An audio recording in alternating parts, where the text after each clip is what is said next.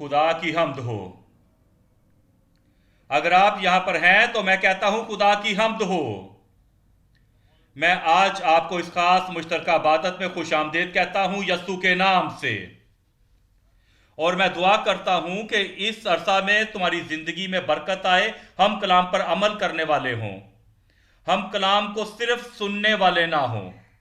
क्योंकि जब हम कलाम के मुताबिक काम करेंगे, उस पर अमल करेंगे और कलाम के मुताबिक जिएंगे, तो कलाम की बरकत हम और हमारे खानदान पर होगी। और ऐसा ही होगा यस्सु के नाम से। आए मिलकर दुआ करें। ए बाप, आज की इस मुश्तरका इबादत के लिए हम तेरे नाम को मुबारक कहते हैं। तेरे लोगों के लिए शुक्रिया, हमारे रहनुमाओं, वर्करों और मेंबरों और तमाम मेहमान जो पहली बार यहां पर आए हैं। हम दुआ करते हैं कि यह वक्त हर जिंदगी में यादगार और नाकाबिले फरामोश हो यस्सु के नाम से। हम मांगते हैं कि हर जिंदगी पर तू अपना हाथ बढ़ा, सबकी तवक्कुआ से बढ़कर उन्हें बरकत दे यस्सु के नाम से। और जो चीज भी किसी की तरक्की में रुकावट हो, हम दुआ करते हैं कि हर जिंदगी से उसे दूर कर यस्सु के नाम से। तेरा जो हमारे लिए मकसद है और जो मंसूबा है, जो तरक्की हमारे लिए है, हम दुआ करते हैं ए खुदा, हम में से हर किसी को हासिल हो यस्सु के नाम से। आसमान के दरवाजे खोल, बरकत नीचे बरसा, और तेरे लोग आज जाने तरक्की के रास्ते को, बढ़ोतरी, खुशियां और मुसर्रत हर जिंदगी और खानदान में। हम तेरा शुक्रिया करते हैं क्योंकि हम जानते हैं कि तूने जवाब दिया है। यस्सु के नाम से हम दुआ करते हैं और कहें जोर से आमीन। खुदावंद आपको बरकत दे। हम देखेंगे एक बहुत अहम हिस्से को आज, और हम देखेंगे आज क्योंकि क्योंकि खुदा ने खुद इसके बारे में कहा है और खुदावंद चाहता है और खुदा ने हमें वो रास्ता दिखाया है। और मैं दुआ करता हूं कि हम सब, हमारी आंखें खुले और हम उस रास्ते को देख सकें जो खुदावंद हमें दिखाना चाहता है, जिसे खुदावंद ने हमारी तरक्की के लिए, हमारी खुशियों के लिए, हमारी मसरत के लिए और दायमी अजर के लिए खोला है। हम उसे खो ना सकें यस्सु के नाम से। ये मत्ती 5 बाब और उसकी 21वीं आयत में है। मत्ती 5 बाब और उसकी 21वीं आयत। तुम सुन चुके हो कि अगलों से कहा गया था कि खून ना करना, और जो कोई खून करेगा वो अदालत की सजा के लायक होगा। यहां पर खुदावंद यस्सु मसीह कहता है, वो यहां पर वाजे करता है इस हिस्से को, हर किसी की जिंदगी को जानता है। और कई दफा हम खुदावंद के हुक्मों को देखते हैं, हम नहीं समझते और हम इस बात को नहीं जानते कि क्यों खुदा ने इस बात को यहां पर रखा है। और यस्सु मसीह कहता है कि तुम सुन चुके हो कि अगलों से कहा गया था कि खून ना करना। क्यों? तुम जानते हो क्यों? कि हर एक मखलूक जो है वो बहुत अहम है खुदा के लिए। तो आप भी खुदा के लिए अहम है, मैं भी खुदा के लिए अहम हूं। उसने हर किसी को बनाया है, हर किसी को खल्क किया है खास और खास इरादे और खास मंसूबे के लिए, ताकि हम उसके लिए तरक्की करें और उस काम को पूरा करें जिसके लिए खुदावंद ने बुलाया है। और जब आप उस आदमी की तरफ देखते हैं, आप उस औरत की तरफ देखते हैं, वो चाहे जो भी है, वो चाहे जैसा भी है, और आप उसको महदूद कर देते हैं, आप उसको कत्ल कर देते हैं। आप नहीं जानते खुदा के काम को, खुदा के मंसूबे को। वो आदमी भी नहीं जानता कि उसका खुदा का मंसूबा क्या उसकी जिंदगी में, और आप उसकी जिंदगी को वहां पर रोक देते हो। और खुदावंद कहता है अगर तुम ऐसा करोगे उस आदमी के साथ, तो फिर मैं तुम्हें भी रोक दूंगा, तुम्हारी तरक्की को, मैं तुम्हारी जिंदगी को रोक दूंगा, मैं हर एक इस चीज को रोक दूंगा जो तुम्हारी जिंदगी के लिए भी है। जब हम हर एक शख्स को देखते हैं, हर एक औरत और हर मर्द को देखते हैं, और जब हम उनकी तरफ देखते हैं, तो फिर खुदा का एक खास मकसद है उनकी जिंदगी। हो सकता है कि वो ना जानता हो, लेकिन खुदावंद जानता है। खुदावंद कहता है उसकी जिंदगी को ना छू, उसकी जिंदगी को ना रोको, कि अगर तुम ऐसा करोगे तो मेरा मंसूबा जो दुनिया के लिए है जैसे भी, वो मुतासिर होगा। और मैं तुम्हारे साथ निपटूंगा क्योंकि तुम उस आदमी के साथ निपटे हो जिसे मैंने खास मकसद के लिए बनाया है। इसीलिए यीशु मसीह कहता है 22वीं आयत में, लेकिन मैं तुमसे यह कहता हूं कि जो कोई अपने भाई पर गुस्सा होगा। यहां पर ठहरे जरा थोड़ी देर के लिए। देखें, हम किसी के ऊपर गुस्से का इजहार करते हैं अपने भाई पर, अपनी बहन पर, और वो भाई जानता है वो बहन जानती है कि कुछ है, तुम्हारे अंदर कुछ है। इस बात के अलावा कि इस बात को खुदावंद के सामने जाकर कहा जाए, तो फिर तो ये तब्दील हो जाती है, बात सोच तब्दील हो जाती है, वो जो है दबाव में आ जाता है। और फिर जो वो बात जिसकी उसने खुदावंद की तरफ तवज्जो देनी है, खुदा के काम की तरफ उसने जो तवज्जो लगानी है, वो उस पर तवज्जो नहीं लगा सकता। और खुदावंद यीशु मसीह इसलिए कहता है उसे तनहा छोड़ दो, उसके साथ गुस्सा नहीं करो, उन्हें तनहा छोड़ दो, उनके साथ गुस्सा ना करो अपने भाई या बहन के खिलाफ। इसलिए वो कहता है, लेकिन मैं तुमसे कहता हूं जो कोई अपने भाई पर गुस्सा होगा वो अदालत की सजा के लायक होगा। क्यों? आप उसके साथ नाराज हुए किसी के साथ, क्योंकि आप उसकी अदालत कर रहे हैं, ये सही नहीं कर रहा है, ये ठीक नजर नहीं आ रहा है, ये अच्छा रवैया अख्तियार नहीं कर रहा है, ये उस मयार को नहीं पहुंच रहा है जिस मयार के लिए इसे तैयार किया गया है। आप उसकी अदालत करते हैं, और जब आप उसकी अदालत करते हैं और आप गुस्सा का इजहार करते हैं, और उसका नतीजा ये है उस अदालत का, वो कहता है ये नतीजा ये कानून ये है कि जैसा जैसा बोओगे वैसा काटोगे। आप गुस्से के साथ उसकी अदालत कर रहे हो, तो फिर तुम उस खतरे में हो, खुदावंत कहता है। और जो कोई अपने भाई को पागल कहेगा, इसका मतलब यह है उसका दिमाग खाली है, इसका मतलब यह है वो कुछ नहीं जानता है, इसका मतलब यह है उसको कोई तजर्बा नहीं है, उसके ज़हन में कुछ भी नहीं है, वो लायक नहीं है, और तुम उसे पागल कहोगे। इसका क्या मतलब है? तुम क्या कह रहे हो? क्योंकि उसने खुद अपने आप को नहीं बनाया है। आप जानते हो कि उसने खुद अपने आप को नहीं बनाया, क्योंकि खुदावंद ने उसको बनाया है। तुम उसे कहते हो कि वो पागल है। आप खुदावंद पर के इरादे पर असरअंदाज हो रहे हैं, उस बनाने वाले खालिक के बनाने पर अब जो है आप बात कर रहे हैं। तो आप उसके बारे में मनफी सोच रखते हैं, और आप मनफी नजर उस पर रखते हैं, मनफी रवैया खुदावंद के मखलूक पर रखते हैं जिसे खुदावंद ने बनाया है। तो तुम सदर अदालत की सजा के लायक होगे। ये इस दुनिया की अदालत नहीं है, और ना ये फरीसियों की अदालत है जो किसी आदमी पर आएगी जिसे तुम पागल कहोगे। क्योंकि इससे पागल से बढ़कर फरीसी खुद कहते थे, वो यस्सु मसीह को कहते थे कि वो बदरूहों को शैतान की और बदरूहों की मदद से निकालता है। वो इस लायक नहीं अदालत करने के लिए, ये आसमान की अदालत है, ये खुदावंद कादर खुदा की अदालत है कि जो कोई अपने भाई को अहमक कहेगा। तुम जानते हो, आप किसी आदमी की तरफ देखते हैं जिसे खुदावंद ने बनाया हुआ है, वो हो सकता है छोटा बच्चा हो सकता है कि वो बालक हो, बड़ा आदमी हो, और भले वो मसीह है या जो गैर मसीह है, और आप उसे ये कहते हैं। आप उसके खिलाफ ना कहें, आप उस आदमी के बारे में कुछ नहीं कह सकते। आप उसके ना तो मुस्तकबिल के बारे में कह सकते हैं, और आप उसके बारे में कोई ऐसी बात नहीं कर सकते हैं। देखिए, वो उसकी तरफ कहता है कि ये देखो अहमक है, और ये बनाने वाले खालिक ने उसको बनाया है, जिसने तख्लीक किया है, और आप उसे कहें कि ये खुदा ने बनाया तुम्हारे लिए अहमक आदमी। आप खुदावंद की तख्लीक पर जो है बात कर रहे हैं। वो कहता है तो आतिश जहन्नम के सजावार होगा। वो कहता है इसलिए पस खुदावंद के बारे में बात करते हैं। पस आप खुदावंद के खालिक के बारे में जिसने तख्लीक किया हुआ है, आप उसके बारे में बात कर रहे हैं, खुदावंद की तख्लीक के बारे में बात कर रहे हैं। तो तू अगर कुर्बान गाह पर अपनी कुर्बानी गुजरानता हो, तो खुदावंद तुम्हारे बारे में कहता है, खुदावंद तुम्हारी तरफ देखता है, और वो कहता है अगर तू कुर्बान गाह पर अपनी नजर गुजरानता हो तो वहां तुझे याद आए कि मेरे भाई को मुझसे कुछ शिकायत है। कुछ शिकायत का मतलब ये है, ये ना होने के बराबर है, कुछ। और जब आप ये कुछ की बात करते हैं तो इसका मतलब है कि ये थोड़ी सी बात है, ये थोड़ा सा जो है ये ना होने के बराबर है।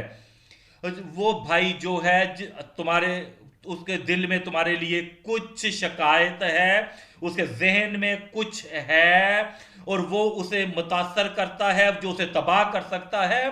और वो उस बात पर ईमान ले आए, सोच ले के यकीन कर ले कि वो पागल है, वो खाली दिमाग है, और वो कहता है तो वो जो कुछ भी करना चाहता है। और जो लोग मुझे इस तरीके से जानते हैं, लोग मुझे ये समझते हैं कि मैं पागल हूं, तो वो ये समझता है कि मैं पागल हूं, कि मैं कुछ नहीं जानता, तो आप उसकी जिंदगी को तबाह करते हैं। वो आदमी कहता, वो उस बात को सोच ले जो आप उसके बारे में कहते हैं, और आखिरकार हतमी तौर पर वो ये नतीजा निकालता है, अगर वो इस बात को यकीन कर ले कि वो अहमक है और वो जो कुछ भी करता है वो कहता है मैं नहीं जानता कि ये ठीक है या गलत है क्योंकि मैं तो अहमक हूं, और जब वो कहीं जाता है वो अपने आप को जाहिर नहीं कर पाता, वो कोई तहिया नहीं कर पाता कि मैं नहीं जानता कि ये ठीक होगा या ठीक नहीं होगा क्योंकि मैं तो अहमक हूं। और जब किसी को तुम्हारे लिए तुम्हारे दिल उसके दिल में तुम्हारे लिए कोई शिकायत है, वो बातें जो तुमने की हुई हैं, जो उसके खिलाफ तुमने बातें की हुई हैं, वो कहता है इसलिए जब तुझको याद आए कि किसी को मुझसे कुछ शिकायत है और तुम खुदावंद के हजूर कुर्बानी चढ़ाने आए हो, वो कहता है अपनी कुर्बानी को वहीं पे छोड़ दो। खुदावंद तुम्हारी उन नजरों की ख्वाहिश नहीं रखता और तुम्हारे दिल में जो उसकी मखलूक के बारे में मनफी बातें हैं और तुम वहां पर नजरें ना चढ़ाओ और वापस जाओ और जाकर उससे उससे सुलह करो अपने भाई से। देखें 24वीं आयत में, और वहीं कुर्बानगाह के आगे अपनी नजर छोड़ दे और जाकर पहले पहले पहले पहले ही है उससे जाकर सुलह करें जाके पहले। तलाफी जो है वो पहले तलाफी है और एक दूसरे के साथ सलामती बनाना पहले है। वो कहता है जाकर पहले अपने भाई से मलाप कर तब आकर अपनी नजर गुजरान। ऐसा लगता है, नजर आता है कि सलामती जो है, सुलह मेल मलाप जो है और रास्तबाजी जो है हमें इस लायक बनाती है कि हम जो भी खुदावंद के सामने गुजराना चाहें उसके लिए मुनासब बनाती है। हम जो भी खुदावंद के सामने नजर गुजराना चाहते हैं, हमारी लियाकत और कुछ भी जो है हमारे खजाने में से, हमारी जायदाद में से सुलह करने के बाद पहले सुलह और पहले मेल मलाप है, रास्तबाजी पहले है। इसलिए 25 आयत में वो कहता है जब तक तू अपने मद्दी के साथ राह में है उससे सुलह, अपने भाई से।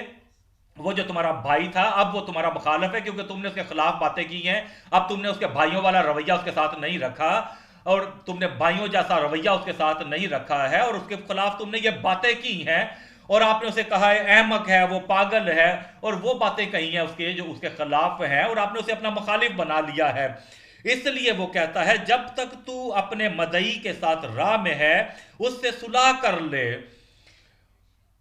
कहीं ऐसा ना हो कि मदई तुझे मुनसिफ के हवाले कर दे और मुनसिफ तुझे सपाई के हवाले कर दे और तू कैद खाने में डाला जाए।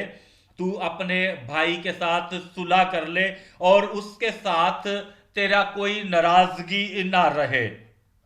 जब तक तू अपने मदई के साथ राह में है उससे सुलह कर ले, कहीं ऐसा ना हो कि मदई तुझे मुनसिफ के हवाले कर दे और मुनसिफ तुझे सफाई के हवाले कर दे और कैद खाने में तू डाला जाए। इसका मतलब यह है तुम किसी की अदालत करते हो और जब तुम उसे अहमक कहते हो या पागल कहते हो और तुम उसके साथ सुलह नहीं करते, और हो सकता है कि इस वजह से जो है जब अदालत तुम पर हो, तुम्हारा मदी जो है वो तुम्हें कैद खाने में डाल दे और ये कैद जो है और आप अपने आप को उस कैद में महसूस करते हो क्योंकि इस गुस्से का अंजाम ये है। और जब तुम अपने आप को इस अपनी बुरी जुबान की वजह से और गुस्से की वजह से तुम कैद में डाले जा सकते हो, तुम कैद को महसूस कर सकते हो। इसलिए कहता है मैं तुझे सच कहता हूं कि जब तक कोई कोड़ी कोड़ी अदा ना कर देगा वहां से हरगिज ना छूटेगा।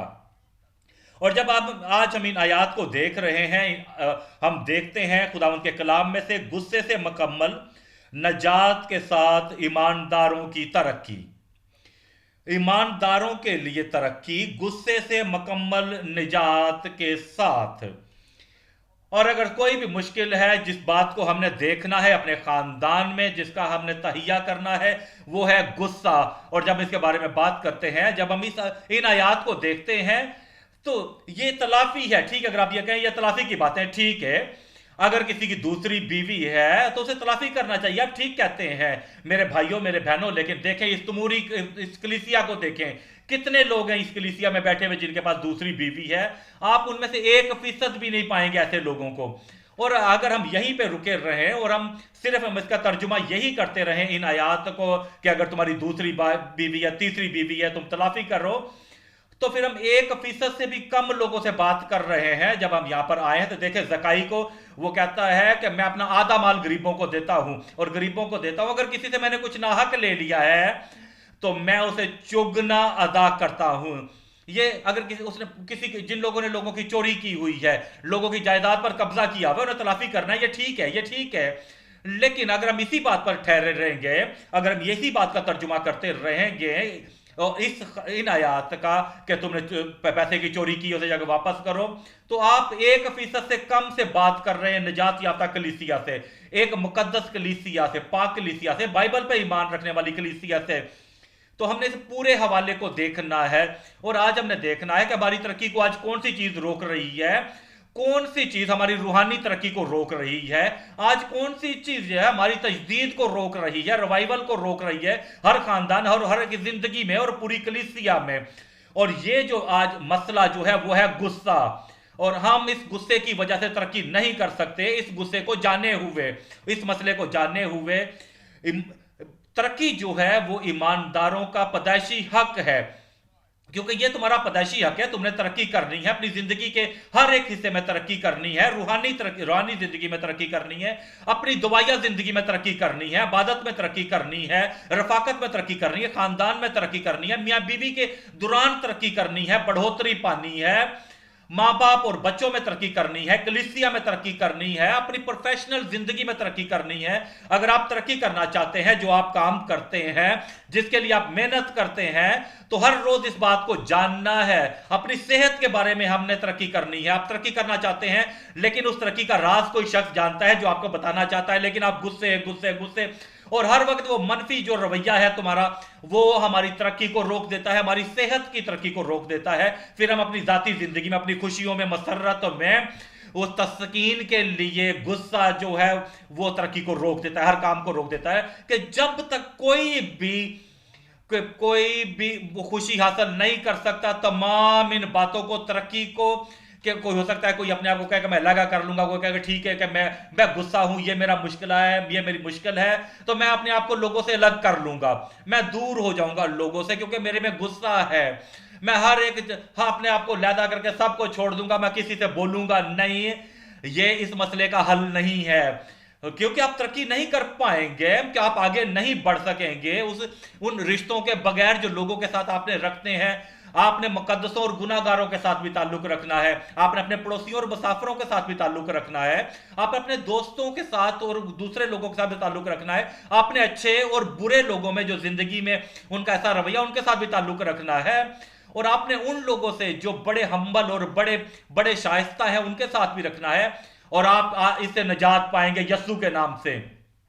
मैं कहता हूं आज आपकी निजात का वक्त आ चुका है। इस गुस्से से आप आजाद होंगे। आप जानते हैं, जब आप इस चीज से निजात पा लेंगे जिसने आपको बांधा हुआ है, क्योंकि खुदावंद यस्सु मसीह ने आजादी दी है, जब आप आजाद हो जाएंगे तो आप तरक्की के लिए तैयार हो जाएंगे। मैं इस सर्विस के बाद आपको देखूंगा कि आप निजात की तरफ बढ़ रहे हैं, मैं आपको तरक्की की तरफ बढ़ता हुआ देखूंगा, और मैं देखूंगा वो तरक्की वो आज आपको हासिल करेगी यस्सु के नाम में। देखो, आप जानते हैं इस बात को कि ये गुस्सा जो है हमारी तरक्की को रोक देता है। गुस्सा हमारी बढ़ोतरी को रोक देता है, गुस्सा हमारी खुशहाली को रोक देता है, गुस्सा हमारी पेशकदमी को रोक देता है, जो एक ईमानदार के लिए होना चाहिए। कि वो कहता है कि ठीक है, उस आदमी ने मुझे गुस्सा किया है, उस आदमी ने मुझे गुस्सा दिला दिया। नहीं, उसने आपको गुस्सा नहीं दिलाया, बल्कि आप खुद गुस्से हुए हैं। इस दुनिया में आजादी है, हर कबीले में आजादी है, बोलने की आजादी है। इसलिए लिखा हुआ है, कई गाड़ियों के पीछे लिखा होता है, हर किसी को आजादी है सब कुछ कहने की, जो वो कहना चाहता है और जो कुछ वो करना चाहता है वो कर रहे। उसने तुम्हें गुस्से नहीं किया है, तुमने खुद अपने आप को गुस्से किया है, और आपने खुद अपने आप को गुस्सा दिलाया है। हर सब चीजें आप पर मुनस्सर हैं, कोई आपको गुस्सा नहीं दिला सकता, दुनिया आपको गुस्सा नहीं दिला सकती आपकी इजाजत के बगैर, और कोई भी आपको रोक नहीं सकता, कोई भी आपकी तरक्की के रास्ते में रुकावट नहीं बन सकता आपके खुद एहसास से। हम देखेंगे आज गुस्से से मुकम्मल निजात के साथ ईमानदारों की तरक्की, आप निजात पाएंगे।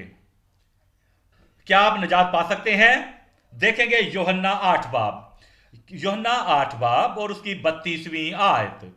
और सच्चाई से वाकिफ होगे और सच्चाई तुमको आजाद करेगी, और सच्चाई से वाकिफ होगे और सच्चाई तुमको आजाद करेगी। और देखेंगे 36वीं आयत को, पस अगर बेटा, ये खुदा का बेटा है, पस अगर बेटा जो हमारा निजात दहिंदा है, वो बेटा जिसके पास कुव्वत है हमें बनाने की और हमें तख्लीक करने की, जिसके पास हमें हमारी जिंदगियों को तब्दील करने की कुव्वत है।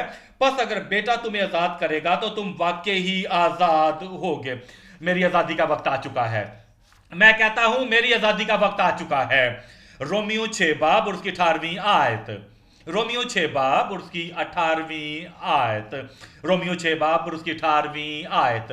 वो कहता है 18वीं आयत में, और गुनाह से आजाद होकर, ये एक अजाफी कुव्वत है, एक अल्लाही कुव्वत है, आसमानी कुव्वत है जो तुम्हारे अंदर आएगी और तुम्हें आजाद करेगी। और गुनाह से आजाद होकर रास्तबाजी के गुलाम हो गए। 22वीं आयत में लिखा है, मगर अब गुनाह से आजाद और खुदा के गुलाम होकर तुमको अपना फल मिला, जिससे पाकीज़गी हासिल होती है और उसका अंजाम हमेशा की जिंदगी है। आमीन। रोमियो 8 बाब और उसकी 2री आयत। क्योंकि जिंदगी की रूह की शरीयत ने मसीह यस्सु में मुझे गुनाह और मौत की शरीयत से आजाद कर दिया।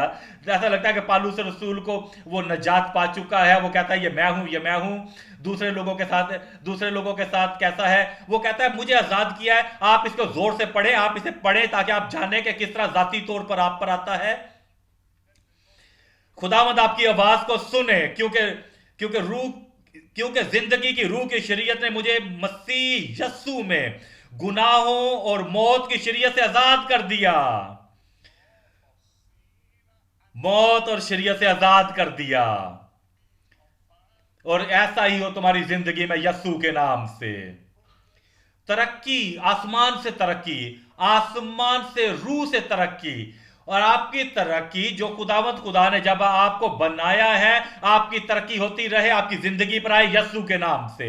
गलतियों 2 बाब और उसकी 20वीं आयत। गलतियों 2 बाब और उसकी 20वीं आयत। मैं मसीह के साथ मसलूब हुआ हूं और अब मैं जिंदा ना रहा, आप जिंदा रहेंगे, और बल्कि मसीह मुझ में जिंदा है। और मैं जो अब जिस्म में जिंदगी गुजारता हूं तो खुदावंद के बेटे पर ईमान लाने से गुजारता हूं, जिसने मुझसे मोहब्बत रखी और अपने आप को मेरे लिए मौत के हवाले कर दिया। आमीन। देखें गलतियों 5 बाब और उसकी पहली आयत। गलतियों 5 बाब और उसकी पहली आयत। मसीह ने हमें आजाद रहने के लिए आजाद किया है, पस कायम रहो। जब यस्सु मसीह हमारी जिंदगी में आता है वो हमें आजाद कर देता है हर एक जुए से जिसने हमें बांधा होता है, हमारे रवैये को, हमारे ज़ेन को, हमारे तसव्वुरात को, हमारे करदार को, वो हमें आजाद कर देता है। और हमें नजात देता है ताकि खुदा के उन कामों को पूरा कर सके जो हमने करने हैं। और अब जो आदमी को यस्सु मसीह को मिला है और अब वो यस्सु मसीह का हो चुका है, वो कायम रहे और दोबारा गुलामी के जुए में ना जुते। मसीह ने हमें आजाद रहने के लिए आजाद किया है, बस कायम रहो और दोबारा गुलामी के जुए में ना जुतो, और तमाम बंदिशां टूट जाएंगी। तमाम जुए आज तुम्हारी जिंदगी से दूर हो जाएंगे। तमाम ईमानदारों की नजात, गुस्से से मुकम्मल निजात के साथ ईमानदारों की तरक्की। 3 नुक्तों को हम देखेंगे। पहला नुक्ता है दिल में गुस्से के खतरात और अंजाम। दिल में गुस्से के खतरात और अंजाम। दूसरा नुक्ता है मसीह के घर में गुस्सा के बारे में उसका अजहार। मसीह के घर में गुस्से के बारे में उसका अजहार। तीसरा नुक्ता है दायमी खुशी के लिए हमारी गुस्से से सफाई और हुक्मरानी। हमारी हुक्मरानी दायमी खुशी के लिए और गुस्से से सफाई। पहला नुक्ता दिल में गुस्से के खतरात और अंजाम। हम देखेंगे मत्ती 5 बाब और हम उसकी 21वीं और 22वीं आयत को देखेंगे। मत्ती 5 बाब और उसकी 21वीं आयत और 22वीं आयत।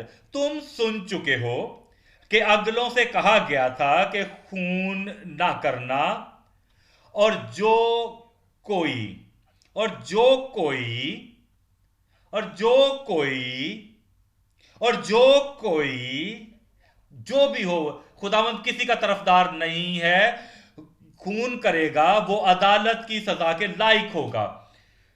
काइन ने वो पहला कातल है, काइन पहला कातल है। उसने अपने लिए खुद मुश्किल पैदा की, या हाबिल से बढ़कर अपने लिए मुश्किल पैदा की। उसने हाबिल को कत्ल किया, और उसी वक्त हाबल आसमान पर चला गया।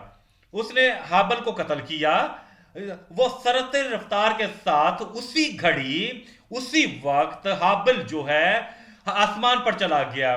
उसने हाबल को कत्ल किया, और उसी वक्त में हाबल घड़ी पल में आसमान पर चला गया। और जब वो आसमान पर चला गया तो लानत काइन पर आई, और वो तकलीफ जो है बहुत ज्यादा थी, जो हाबिल से बढ़कर काइन पर ज्यादा थी। इसलिए उसने कहा कि मैं इस सजा को ये सजा मेरी बर्दाश्त से बढ़कर है। और इस बारे में सोचे जरे फराउन के बारे में, वो कहता है कि तमाम बच्चे जो पैदा होते हैं, इसराइलियों के घर में जो बेटे पैदा होते हैं, उन्हें दरिया में फेंक दो। वो बच्चे जो हैं बगैर इस जिंदगी की आजमाइशों से गुजरे हुए, और बगैर तमाम इस दुनिया के खतरात और जिंदगी के खतरात से गुजरे बगैर सीधा आसमान पर चले गए। लेकिन मुश्किल जो है फराउन पर आई, क्योंकि आखिरकार जो आप जानते हैं फराउन जो है, क्योंकि वो बालक था, वो तबाह हुआ, वो बहरे कुलजम में डूब कर मर गया, और पानी की उस कब्र में अपने रथों समेत वो डूब गया। वो जो लोग कत्ल करते हैं ईमानदारों को, तो ईमानदार आसमान पर चले जाएंगे, और जिन्होंने उन्हें तबाह किया है, जिन्होंने, तो मुश्किल उन पर आएगी। और अब देखेंगे 22वीं आयत को। लेकिन मैं तुमसे यह कहता हूं कि जो कोई अपने भाई पर गुस्से होगा, जो कोई अपने भाई पर गुस्से होगा, वो अदालत की सजा के लायक होगा। जो कोई भी गुस्सा करेगा, आप जरा देखें उस गजब को, उस कहर को जो नबूकदनजर के चेहरे पे था। वो बहुत गुस्से में था, वो कहर में था। सिदरक, मिसक और अब्दनजू के खिलाफ वो कहता है, तो अपने उसने लायक लोगों को बुलाया जो उसकी मुमलिकत के थे, और उन्होंने कहा इन्हें बांधो, क्योंकि वो बहुत गुस्से में था। और कहा कि आग को 7 गुना बढ़ा दो, क्योंकि वो बहुत गुस्से में था, और इन्हें जाकर आग में फेंक दो। और वो आदमी जो उन्हें फेंकने के लिए, उनकी जो फेंके गए उनको तो कोई मुश्किल नहीं था, क्योंकि वो गुस्से में नहीं थे। और वो कहने लगे कि हम ये नहीं समझते कि जवाब दें, और अगर तू हमें आग में फेंकेगा भी तो हमारा ईमान है, हमारा यकीन है, अगर ऐसा होगा भी तो हम अपने खुदाम पर यकीन रखते हैं, तो वो हमें निजात देगा। खुदा ने उन्हें निजात दी। कलीसिया, मैं कहता हूं क्या खुदा ने उन्हें निजात दी? और फिर चौथा आदमी उनके साथ आ खड़ा हुआ, जो कि यीशु मसीह था। वो उनके साथ आ खड़ा हुआ और उनके साथ चलने फिरने लगा। और फिर तुम जानते हो कि क्यों। और वो आदमी जिन्होंने उन्हें जाकर फेंका, नबूकदनजर ने उनको खो दिया। वो जो ताकतवर, जो अजीम आदमी थे, क्योंकि आग बाहर निकली और उन्हें भस्म कर दिया, उन्हें जलाकर मार दिया। वो आदमी जो गुस्सा करता है वही नुकसान उठाता है।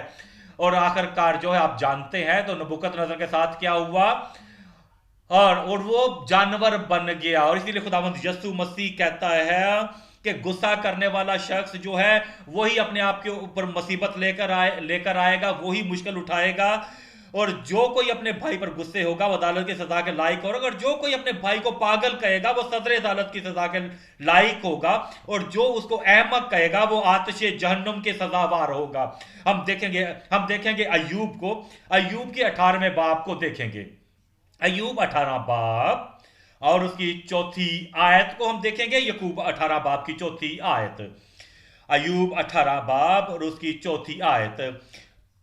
तो तू जो अपने कहर में अपने को फाड़ता है, देखें वो जो गुस्से का इजहार करता है, और वो जो गुस्सा करता है वो अपने आप को फाड़ता है। वो जो गुस्से को निगलता है, वो जो गुस्से में कहर में आता है, और जिसके अंदर गुस्से की आग है, वो खुद अपने आप को तबाह करता है। और वो उसी के लिए नुकसानदेह है, ना कि उसके लिए जिस पर वो गुस्सा करता है। वो अपने आप को फाड़ता है अपने कहर में। तू क्या जमीन तेरे सबब से उजड़ जाएगी, या चट्टान अपनी जगह से हटा दी जाएगी? हम देखेंगे अय्यूब 5 बाब और उसकी दूसरी आयत। अय्यूब 5 बाब और उसकी दूसरी आयत। वो कहता है दूसरी आयत में, क्योंकि कुड़ना बेवकूफ को मार डालता है। कुड़ना बेवकूफ को मार डालता है, वो कहता है, उसे कहता है, और जलन अहमक की जान ले लेती है। जो हर वक्त नाराज रहता है, हर वक्त गुस्सा करता है, उसका दिमाग जो है मुतासिर होता है, उसका दिल मुतासर होता है। जो हर वक्त गुस्से में रहता है, और जब वो गुस्से में होता है, वो अपने अपने मुस्तकबिल के बारे में नहीं सोचता है, अपनी तरक्की के बारे में नहीं सोचता है, वो बढ़ोतरी के बारे में नहीं सोचता है, अपनी खुशहाली के बारे में नहीं सोचता है, क्योंकि गुस्सा उसे ढांप लेता है, मुकम्मल तौर पर बांध लेता है, क्योंकि वो कहर से भरा हुआ है, वो कोई दूसरी बात को सोच नहीं सकता। दूसरी आयत में वो कहता है, क्योंकि कुड़ना बेवकूफ को मार डालता है और जलन अहमक की जान ले लेती है। हम देखेंगे पैदाइश 27 बाब, पैदाइश 27 बाब, और हम उसकी 41वीं आयत को देखेंगे। पैदाइश 27 बाब और उसकी 41वीं आयत। वो हमसे कहता है 41वीं आयत में, और ईसाऊ ने यकूब से उस बरकत के सबब से जो उसके बाप ने उसे दी बख्शी कीना रखा। और ईसाऊ ने अपने दिल में कहा कि मेरे बाप के मातम के दिन नजदीक हैं। फिर क्या होगा? जोर से कहें, क्या होगा? ईसाऊ की तरह कहें जैसे ईसाऊ कहता था, फिर मैं अपने भाई यकूब को मार डालूंगा। ठहरे यहां पर, मैं अपने अपने भाई यकूब को मार डालूंगा। क्या आप सोचते हैं कि आपने नहीं सुना था जब आपको आपकी मम्मी कहती थी, जब आप छोटे बच्चे थे? देखो बच्चों, मैं तुम्हें एक बात बताऊं, जब मैं हामला थी और मेरे पेट के अंदर मजामत होती थी, और उस मजामत की वजह से मैं घबरा गई, मैं डरी इस बात से, और मैंने जाकर दुआ की खुदावंद के सामने, और खुदावंद ने मुझसे कहा 2 कौमें तेरे अंदर हैं, और बड़ा जो है छोटे की खिदमत करेगा। इसको तुम्हें याद नहीं है? ये खुदा का मंसूबा है, तुम्हारे पैदा होने से पहले मंसूबा है। खुदावंद ने ये इरादा किया, तहिया किया है कि मैं एक कौम बनाऊंगा इसके वसीला से, जो इस दुनिया में नूर बनकर आएगा, नजात का नूर लेकर आएगा, और मैं से पूरी दुनिया के लिए भेजूंगा किसी के जरिए से, जिसका नाम यकूब है, जो बाद में नाम बदल के इसराइल होगा, जिसके 12 बेटे होंगे, और वो 12 बेटे 12 कबीले बनेंगे इसराइल के। इसका ये खुदावंद की तरफ से हुक्म हो चुका है तुम्हारे पैदा होने से पहले। और ये सिर्फ इसलिए नहीं है कि ये बरकत जो है, ये तुम्हारे पलोठे होने के जो हक है उसकी तब्दीली है, और वो बरकत जो यकूब को मिली है। तुम कहते हो मैं उसे मार दूंगा, नहीं, तुम खुदा के खिलाफ जंग लड़ते हो। अगर तुम उसे कत्ल करने के लायक होगे, और वो 12 कबीले जो इसराइल के हैं वो मुकम्मल तबाह होंगे। जो खुदा का मंसूबा है, जो यकूब के लिए, जो इसराइल के लिए है, वो मंसूबा 12 कबीलों के लिए है, वो मंसूबा खुदा का जो पूरी दुनिया के लिए है, इस पूरी दुनिया में भेजने के लिए, वो कामयाब नहीं होगा। खुदावंद तुम्हें इजाजत नहीं देगा ये करने के लिए। सिर्फ तुम अपने आप को ही नुकसान दोगे, सिर्फ तुम अपने आप को ही तबाह करोगे। हम देखेंगे 42वीं आयत, और ये रिबका को उसके बड़े बेटे ईसाऊ की ये बातें बताई गई। तब उसने अपने छोटे बेटे यकूब को बुलवा कर उससे कहा कि देख, तेरा भाई ईसाऊ तुझे मार डालने पर है, और यही सोच सोचकर अपने को तसल्ली दे रहा है। सो अब मेरे बेटे, तू मेरी बात मान और उठकर हारान को मेरे भाई लाबन के पास भाग जा, और थोड़े दिन उसके साथ रह। ठहरे यार, पर ये थोड़े से दिन जो है, माँ जो जिसने थोड़े से दिन कहे, माँ जो है जो खुद इस मंसूबे में शामिल हो चुकी है, और वो कहती है थोड़े दिनों के लिए मेरे भाई के पास जा। और थोड़े, वो नहीं जानती थी ये थोड़े दिन थोड़े साल बन जाएंगे, क्योंकि ये हर चीज खत्म नहीं होती है। 7 साल हो, 7 सालों में ये खत्म नहीं हुआ। जाकर एक दूसरी औरत के लिए वो खिदमत करता रहा, और 6 और साल जो है फिर भी ये खत्म नहीं हुआ। 20 साल में भी ये खत्म नहीं हुआ। और जब यकूब वापस आया तो उसकी मां मर चुकी हुई थी। और जब वो वापस आया, ईसाऊ ने सुना कि वो वापस आ रहा है। वो सोच रहा था, वो गुस्से से हामला होया हुआ था 20 सालों से। और जब उसने सुना, और अब उसके पास 400 आदमी थे, और इसके बजाय कि वो 400 आदमी जो है किसी अच्छे काम के लिए उन्हें इस्तेमाल करता, और वो 400 आदमी जो है वो सिर्फ वो काम करने के लिए जो नामुमकिन काम है कि यकूब को मारे और तबाह कर रहे हैं। और इसी वक्त में यकूब जो है वो भूल चुका हुआ था कि कोई मेरे खिलाफ है, कोई नाराज है। वो तरक्की कर रहा था, उसके पास 2 गल्ले थे, उसके पास बच्चे थे, उसका खानदान था। और वो लोग जो है, और वो आदमी जो बड़ा अजीम बन चुका हुआ था, और वो खुश था, और दूसरा आदमी अपने आप को तबाह कर रहा था।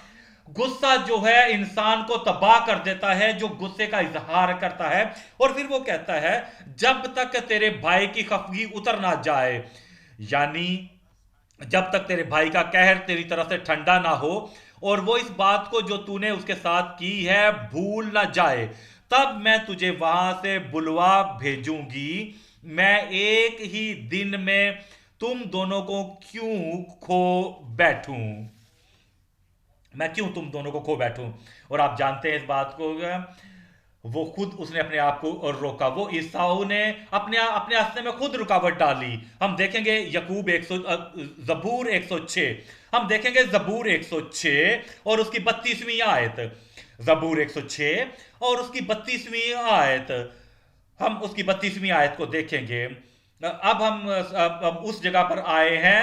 अब हम उसको देख रहे हैं, वो हलीम आदमी जो दुनिया में सबसे बड़ा हलीम था, सबसे ज्यादा जमीन पर आजिज आदमी उस वक्त में, इस उस दुनिया में उस वक्त सबसे ज्यादा रूहानी आदमी, वो आदमी जिससे सबसे ज्यादा मौके हासिल थे उस वक्त में, उसका नाम है मूसा। हम देखेंगे जबूर 106 और उसकी 32वीं आयत। उन्होंने उसको मरीबा के चश्मा पर भी खशमनाक किया। यह मूसा के बारे में बात हो रही है। और उनकी खातर मूसा को नुकसान पहुंचा, इसलिए कि उन्होंने उसकी रूह से सरकशी की, और मूसा बेसोचे बोल उठा। यह मूसा है, वो बगैर सोचे बोल उठा। वो गुस्सा जो उसको आया था, लोग जो है वो जो पानी पीना चाहते थे, वो बुड़बड़ा रहे थे, वो गुस्सा कर रहे थे, वो जो हमेशा बच्चों की तरह थे, हर वक्त बड़बड़ाते थे, गुस्सा करते थे, हर वक्त शिकायत करते थे। तो उन्होंने वही अपना पुराना तरीका आजमाया। वो बड़बड़ा रहे थे कि हम क्या पिएंगे, क्यों हम मर रहे हैं यहां पर प्यास से, क्यों तू हमें वहां से निकाल कर लाया है। और वो अपनी पुरानी कहानियां दोहराने लगे। और मूसा ये पहले भी सुनता रहा था, ये पहली बात नहीं थी ऐसी बातें सुनने के। क्यों नहीं तुम दूर चले गए वहां से, क्यों तुम उनको नजरअंदाज कर देते। और उसने दुआ की, और खुदावन ने कहा अपना असा ले और उस चट्टान के पास जाकर खड़ा हो, उस चट्टान को मारना नहीं, सिर्फ तू कहना उस चट्टान से। और फिर वो आदमी जो है वो गुस्से में आ गया। देखें उस आदमी के बारे में, सोचें जो खुदा का पसंदीदा था। इस आदमी के बारे में देखें जो बहुत रूहानी आदमी था उस इसराइल की कौम के अंदर, उस जमीन पर उस वक्त, जिसने अपने आप को वक्फ किया हुआ था खुदावंद खुदा के लिए, और नजात और बनी इसराइल के लिए उसने उनकी निजात के लिए अपने आप को वक्फ किया हुआ था। और उसने उस चट्टान से कहा और 2 बार उसे मारा और पानी बाहर निकल आया है। और वो लोग जो गुस्सा गुस्सा दिला रहे थे, और जिस आदमी ने गुस्सा किया था उसने नुकसान उठाया। वो जो लोग गुस्सा दिला रहे थे उन्होंने पानी पिया, उनके बीवी बच्चों ने पानी पिया, उनके लिए कोई मुश्किल नहीं हुआ। वो तो हमेशा ऐसा ही करते थे, वो तो बच्चों की तरह उनकी आदत थी, वो तब्दील नहीं हुए। लेकिन वो आदमी जो गुस्से हुआ, जो खुद मुश्किल में पड़ गया, हाँ हाँ मौजूदा हुआ, पानी बाहर निकला, लेकिन गुस्सा जो है उस आदमी के रास्ते में रुकावट बन गया। और मूसा के लिए पहली जैसी बातें ना रही। हम देखेंगे इस्तिशना 3 बाब, हम उसकी 23वीं आयत को देखेंगे। इस्तिशना 3 बाब और उसकी 23वीं आयत। उस वक्त मैंने खुदावंद से आजिजी के साथ दरख्वास्त की कि ए खुदावंद खुदा, तूने अपने बंदा को अपनी अजमत और अपना जोरावर हाथ दिखाना शुरू किया है, क्योंकि आसमान में या जमीन पर ऐसा कौन मबूद है जो तेरे से काम या करामात कर सके। सो मैं तेरी मिन्नत करता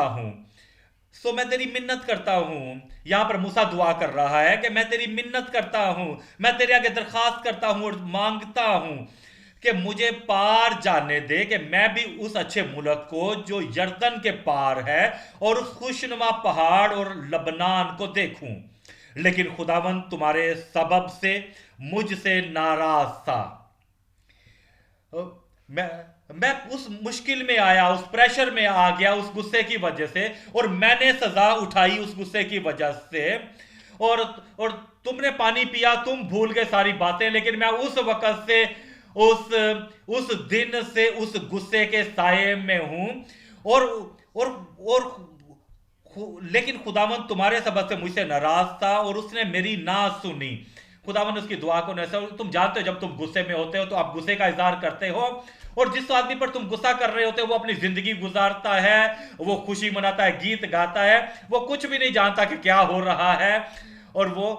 और वो जो खुदावन उससे चाहता है वो करता रहता है। लेकिन तुम जो गुस्सा अपने दिल में लिए बैठे हुए हैं, वो तो अपनी जिंदगी को खुशी मना रहा है, लेकिन तुम मुश्किल में हो, तुम्हारी दुआएं रुक चुकी हैं, तुम्हारी तरक्की रुक चुकी है, और गुस्सा जो है खुदावंत का मंसूबा जो तुम्हारी जिंदगी में है वो रुक चुका है। और क्योंकि तुम उन चीजों को खो चुके हो, वो अजीम और बड़ी बातें जो तुम हासिल करने वाले हो उस जमीन में, जिस जमीन को वो जाने वाले थे, अब वो वहां पर नहीं जा सकता, क्योंकि उस गुस्से की वजह से। गुस्सा तबाह कर देता है इंसान को, खुद दूसरों से बढ़कर जिन पर वो गुस्सा करता है। क्योंकि क्योंकि खुदावंद मुझसे नाराज था और उसने मेरी ना सुनी, बल्कि खुदावंद ने मुझसे कहा कि बस कर, इस मजमून पर मुझसे फिर कभी कुछ ना कहना। इस मजमून पर मुझसे फिर कभी ना कहना। हम देखेंगे पहला सैमुअल 20 बाब और उसकी 30वीं आयत को हम पढ़ेंगे। पहला सैमुअल 20 बाब और उसकी 30वीं आयत। हम उस फर्स्ट सैमुअल 20 बाब और उसकी आयत 30, कौन से बाब को देख रहे हैं और कौन सी आयत को आप देख रहे हैं? 30वीं आयत। तब साउल का गुस्सा यूनतन पर भड़का और उसने उससे कहा, ए कज रफ्तार चंडालन के बेटे। यहां पर ठहरे जरा थोड़ी बार सोचें। गुस्सा जो है वो नहीं जानता कि हमने कैसे महदूद रहना है उस शख्स पर जिस पर गुस्सा है, जिस पर आप गुस्सा कर रहे हैं। गुस्सा ये ऐसे है कि जहां दिल चाहे नेजा फेंकते रहें। और भले लोग जो है, जो इस तस्वीर में भी नहीं है, जिनका इसमें कोई जिक्र भी नहीं है, उसकी मां का यहां पर कोई जिक्र भी नहीं है। उसकी मां जो है उसने कोई कसूर नहीं किया था साउल का, लेकिन साउल गुस्से में है और गुस्सा जो है उस हदफ से आगे बढ़ जाता है और वो कहने लगा, कज रफ्तार चंडालन के बेटे, क्या मैं नहीं जानता कि तूने अपनी शर्मिंदगी और अपनी मां की शर्मिंदगी की बरहनगी की शर्मिंदगी के लिए यस्सी के बेटे को चुन लिया है। देखें इस बात को जरा। यहां पर तमाम बातें जो हैं बादशाह के खानदान के हालात को जानता है। वो यहां पर वो कंट्रोल में नहीं था, अपने रवैये और अपने जज्बे को कंट्रोल नहीं कर सका और अपने बेटे, अपने बीवी के बारे में बात कर, क्योंकि गुस्सा जो है सब चीजों को तबाह कर देता है। तुम्हारा खानदान तबाह नहीं होगा और शैतान जो है वो तुम्हारे दुश्मनों को तबाह नहीं करेगा। मैंने आमीन नहीं सुना आपकी तरफ से। और तुम्हारे खानदान वाले, तुम्हारे रिश्तेदार जो हैं वो तुम्हारे खानदान को तबाह नहीं कर सकेंगे। और वो खानदान की तबाही तुम्हारे हाथ में है, क्योंकि ये गुस्सा जो कहर है वो तबाह करता है हर एक चीज को। हम 31वें आयत को देखेंगे, क्योंकि जब तक यस्सी का ये बेटा रुए जमीन पर जिंदा है, ना तो तुझको कयाम होगा ना तेरी सल्तनत को, इसलिए अभी लोग भेजकर उसे मेरे पास ला, क्योंकि उसका मरना जरूर है। तब यूनतन ने अपने बाप साउल को जवाब दिया, वो क्यों मारा जाए? उसने क्या किया है कि वो मारा जाए? तब साउल ने क्या हुआ, बताएं मुझे। और तब साउल ने, अगर आप यहां मौजूद है तो बताएं उसने क्या किया। तब साउल, जोर से कहें, तब साउल ने भाला फेंका कि उसे मारे। ठहरे जरा यहां पर साउल, मैं तो सोच रहा था कि तुम सोच रहे हो यूनातन को बचाना चाहते हो ताकि वो बादशाही करे, और इसीलिए तो तुम दाऊद को मारना चाहते हो, और अब तुम्हारे पास नेजा है, और तुम इसलिए कि तुम गुस्से की वजह से, गुस्से वाले शख्स सब कुछ भूल जाते हैं, अपने आप को भूल जाते हैं, अपने मंसूबों को भूल जाते हैं, अपनी ख्वाहिशों को भूल जाते हैं कि मैं यूनातन को चाहता हूं कि वो बादशाही करे और दाऊद को मैं हटा दूं। और अब इस वजह से, वो गुस्से की वजह से उसने अपना नेजा उठाया और यूनातन के ऊपर फेंका ताकि यूनातन को मार दे। तो कैसे वो बादशाही करेगा, तो कैसे तेरा बेटा बादशाही करेगा अगर तू नेजा उठाकर अपने गुस्से में उसे मारेगा। तो दूसरा तवारीख 26वां बाब, दूसरा तवारीख 26 बाब और उसकी हम 16वीं आयत को देखेंगे। दूसरा तवारीख 26 बाब और उसकी 16वीं आयत। लेकिन जब वो जोर आवर हो गया तो उसका दिल इस कदर फूल गया कि वो खराब हो गया, और खुदावंद अपने खुदा की नाफरमानी करने लगा। चनाचा वो खुदावंद की हैकल में गया ताकि बखूर की कुर्बानगाह पर बखूर जलाए। तब उजरिया काहिन उसके पीछे पीछे गया, और उसके साथ खुदावंद के 80 काहिन और थे जो बहादुर आदमी थे, और उन्होंने उजिया बादशाह का सामना किया और उससे कहने लगे, ए उजिया, खुदावंद के लिए बखूर जलाना तेरा काम नहीं, बल्कि काहिनों यानी हारून के बेटों का काम है, जो बखूर जलाने के लिए मुकद्दस किए गए हैं। सो मकदस में से बाहर जा, क्योंकि तूने खता की है, और खुदावंद खुदा की तरफ से यह तेरी इज्जत का बायस ना होगा।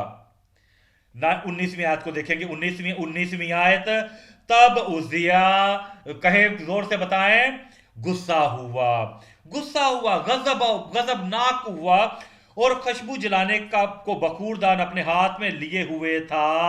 और जब वो काहिनों पर झुंझला रहा था तो काहिनों के सामने ही खुदावंद के घर के अंदर बखूर की कुर्बानगाह के पास उसकी पेशियानी पर कोड़ फूट निकला।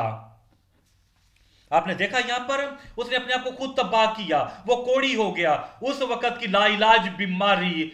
और वो जो है इस्राएल का नंबर 1 शख्स था, वो बादशाह था, क्योंकि वो गुस्से में था। गुस्से वाला शख्स जो है वो अपने आप को खुद रोक लेता है, अपनी रुकावट, अपने आप को तबाह करता है, अपने रास्ते में रुकावट लेकर ले आता है, क्योंकि गुस्सा जो है गुस्से वाले आदमी को तबाह कर देता है, उसकी तरक्की को रोक देता है, उसकी खुशियों से उसे दूर कर देता है। गुस्सा जो है उसे तबाही की तरफ ले जाता है और उसकी तरक्की को रोक देता है, उसकी सोच को रोक देता है, अच्छी बातें सोचने से रोक देता है। गुस्सा खानदानों को तबाह कर देता है। गुस्सा जो है वो नफरत को जन्म देता है, खानदानों को तबाह करता है, उसके खुद अपने आप पर असरअंदाज होता है। गुस्सा दुआओं को रोक देता है। गुस्सा उस शख्स को अपनी खुदी को भुला देता है, और फिर वो अपने आप को खुद तबाह कर लेता है। देखें इस आदमी को, वो गुस्से में था, कहर में था, और कोड़ उस पर आया, और वो खुद अपने आप पर वो मुसीबत लेकर आया। 20वीं आयत को देखें, और सरदार काइन, उजरिया और सब काइनों ने उस पर नजर की, और क्या देखा कि उसकी पेशानी पर कोड़ निकला है। सो उन्होंने उससे जल्द वहां से निकाला, बल्कि उसने खुद भी बाहर जाने में जल्दी की, क्योंकि खुदावंद की मार उस पर पड़ी थी। चनाचा उजरिया बादशाह अपने मरने के दिन तक कोड़ी रहा, और कोड़ी होने की वजह से एक अलग घर में रहता था। इसका मतलब यह है वो एक अलग थलग जगह में रहता था, क्योंकि वो खुदा के घर से काट डाला गया था, और उसका बेटा योताम बादशाह के घर का मुख्तार था और मुल्क के लोगों का इंसाफ करता था। आपने देखा यहां पर गुस्सा आदमी को तबाह कर देता है। उस आदमी को जो गुस्सा करता है वो अब खुशहाली उसकी खुशहाली कम हो जाती है, और उसको आगे बढ़ने से रोक देता है, उसको ताकतवर होने से रोक देता है। मैं दुआ करता हूं कि आपका मुस्तकबिल ताबनाक हो आपके लिए। मैं आपसे एक सवाल करता हूं कि कोई आदमी आपका इंतजार कर रहा हो, वो आपको मिलियन रुपए देना चाहता हो, कहे कि मिलियन डॉलर आपको देना चाहता है, जब आप उनको अपने पैसों में तब्दील करेंगे तो वो बिलियन बन जाते हैं, वो आपको मिलियन डॉलर देना चाहता है, वो आपका वहां इंतजार कर रहा है, और एक आदमी यहां पर है जिसके पास कुछ नहीं है और उसके पास बेकीमत चीजें हैं जो बेअहम है, और वो आपको गुस्सा दिलाना चाहता है, लेकिन तुम्हारा दिमाग वहां पर है, तुम्हारी सोच वहां पर है, जो मिलियन डॉलर है, जो आदमी आपका इंतजार कर रहा है, और वो कहता है मैं इंतजार कर रहा हूं, मेरे पास सिर्फ 5 मिनट है क्योंकि मैं जाने वाला हूं और मैंने अपनी फ्लाइट को पकड़ना है, और यहां पर आदमी आपको गुस्सा दे, तो क्या आप इस आदमी के पास ठहरेंगे जो आपको रोकना चाहता है? क्या आप रुकेंगे? मैं जानता हूं आप उस गरीब आदमी को वहां पर छोड़ेंगे, और आपकी निगाह वहां पर है जहां आपका मुस्तकबिल है, आप उसको नहीं मिस करेंगे यस्सु के नाम से। देखें लोगों के साथ क्या तो है, खुदावंद दूसरी तरफ उनका इंतजार कर रहा है, वो उसकी जिंदगी के उन मंसूबे के लिए, उस इरादे के लिए जो खुदावंद आपको देना चाहता है, और यहां पर कोई आदमी है जो आपको यहां बांध के रोकना चाहता है। और देखें वो लोग जो गुस्सा जाहिर करते हैं, और वो लोग जो है जिनमें लियाकत कम होती है, जो और वो जो आपके दर्जे के बराबर नहीं है, अपने गुस्से को वहां पर छोड़ दें और आप आगे बढ़ते रहें, तरक्की करते रहें। मैं तरक्की करूंगा, मैं कहता हूं कहे मैं तरक्की करूंगा आज से यस्सु के नाम में, और ऐसा ही होगा यस्सु के नाम से, इसकी तस्दीक हो चुकी। तो आपकी जिंदगी में तरक्की, आपके खानदान में तरक्की। और देखिए ये गुस्सा आप इस चीज से बढ़कर है, क्योंकि इन छोटी छोटी बातों से वो आदमी जिसने आपके खिलाफ जिसने कुछ किया है वो गैरहम है, उन्हें अपने पैरों के नीचे रखे, और आप आगे बढ़े और आगे बढ़े और तरक्की की तरफ बढ़े जो खुदावन ने आपके लिए रखी हुई है यस्सु के नाम से। और आज के बाद कोई गुस्सा नहीं, मैं कहता हूं आज के बाद कहर नहीं, आज के बाद कीना नहीं, आज के बाद बुरा रवैया नहीं, ना कहर। मैंने आपकी तरफ से आमीन नहीं सुनी। आप तरक्की करेंगे यस्सु के नाम में। हम कैसे कैसे मुश्किलों का हल निकालेंगे, कैसे हम इसका हल निकालेंगे, हम देखेंगे, हम आपको बताएंगे। आज आपके दिल में ये बात आएगी। हम आपको आज आप अपने दिल में बात को जानेंगे। दूसरा नुक्ता, मसीह के घर में गुस्सा के बारे में उसका अजहार, उसके घर में हम देखेंगे मत्ती 5 बाब और उसकी 23वीं आयत और 24वीं आयत। मत्ती 5 बाब उसकी 23वीं और 24वीं आयत। बस अगर तू कुर्बानगाह पर अपनी नजर गुजरानता हो और वहां तुझे याद आए कि मेरे भाई को मुझसे कुछ शिकायत है, तो वहीं कुर्बानगाह के आगे अपनी नजर छोड़ दे और जाकर पहले अपने भाई से मिलाप कर, तब आकर अपनी नजर गुजरान, और फिर वापस आकर अपनी नजर गुजरान। यहां पर कुछ बातें जो है, पहली बात जो है याद। तुम याद करो, तुम जानते हो तुमने ये बात की है, अब तो इसलिए वो गुस्सा है, तुम गुस्से में हो, तुमने ये किया था, तुम उसने वो किया था और तुम इस बात इसलिए तुम गुस्से है, और अब आप उस घड़ी में आ चुके हो सकता तुम चर्च में हो या चर्च में नहीं हो सकता तुम अपने घर में हो या घर में नहीं हो सकता तुम अपने दफ्तर में हो या दफ्तर में नहीं हो सकता तुम बस में हो या बस में नहीं हो सकता तुम टैक्सी में हो या टैक्सी में नहीं हो।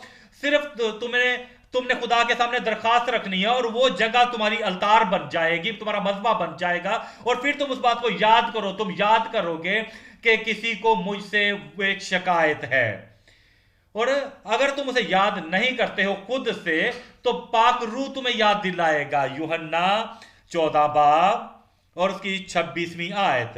यूहन्ना 14 बाब और उसकी 26वीं आयत। लेकिन मददगार यानी रूल कुदूस, जिसे बाप मेरे नाम से भेजेगा, वही तुम्हें सब बातें सिखाएगा, और जो कुछ मैंने तुमसे कहा है, कितना कुछ, तमाम सब चीजें तुम्हें याद दिलाएगा।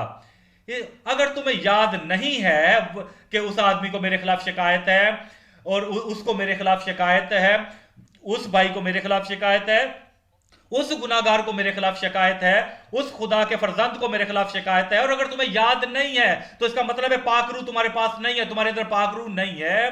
अगर तुम्हारे अंदर पाक रूह है तो वो तुम्हें याद दिलाएगा, वो तमाम बातें जो मैंने कही हुई हैं वो तुम्हें मेरी तमाम कही हुई बातें तुम्हें याद दिलाएगा। पहली बात, याद याद कि तुम अपना अपना अपनी नजर कुर्बानगाह पर चढ़ा रहे हो, कि बहुत सारे लोगों ने तुम्हारे खिलाफ बातें की हुई हैं तो, और तुम्हें याद नहीं है, तो इसका मतलब ये है कि तुम जो है मुर्दा शख्सियत है, रूहानी शख्सियत, मुर्दा रूहानी शख्सियत है। खुदावंद ऐसे लोगों को कबूल नहीं करता है, खुदावंद इन नजरों को कबूल नहीं करता है। पहली बात है याद, दूसरी बात है तौबा। जब कोई कोई काम होता है तो उसकी तब्दीली जो है, यानी कि गर्म हवा जहां पर चल रही है तो कहर का रवैया है, और फिर तुम्हारी सोच में गर्मी है तुम्हारे और उस शख्स के दरमियान, तो तुम हो जिसमें जिसमें गुस्सा पैदा हुआ है कि दूसरे आदमी ने आपको आपको गुस्सा दिलाया है, उसने आपका नुकसान किया है। हम देखेंगे लूका 17 बाब और उसकी तीसरी आयत को, यहां पर तौबा है। लूका 17 बाब और उसकी तीसरी आयत, खबरदार रहो, अपने आप को कंट्रोल करो, आप खबरदार रहो, देखते रहो, वो जिंदगी गुजारो जो पाक रूह के ताबे हो। इसलिए वो कहता है खबरदार रहो, अगर तेरा भाई गुनाह करे तू उसे मलामत कर, गुस्से से नहीं, उस पर मलामत कर, उसे बताएं कि भाई ये ठीक नहीं है भाई, और अगर मैं तेरे खिलाफ ऐसा कुछ करता तुझे भी गुस्सा होता भाई, ये एक अच्छी बात नहीं है, ये हमारी तरक्की को रोक देगी। बहन, ये जो हमारे दरमियान है उसे मलामत करें और उसे कहें अगर तौबा करे तो उसे माफ कर, ऐसा ही होना चाहिए। और आपको जब याद आए इस बात को तो तौबा, और अगर वो एक दिन में 7 दफा तेरा गुनाह करे और 7 दफा तेरे पास आकर कहे कि तौबा करता हूं, मैं तौबा करता हूं, तो क्या होगा, क्या करना है? जोर से कहें कि अगर आप ऐसा करने वाले हैं तो क्या, तू उसे माफ कर। तो आप जानते हैं क्या, अगर तुम उसे माफ नहीं करोगे और आपके पास आकर वो कहेगा मैं माफी चाहता हूं, हाँ मुझे याद है, क्योंकि मुझे याद आया है तो पाक रूह ने उसे तुम्हारे पास भेजा है।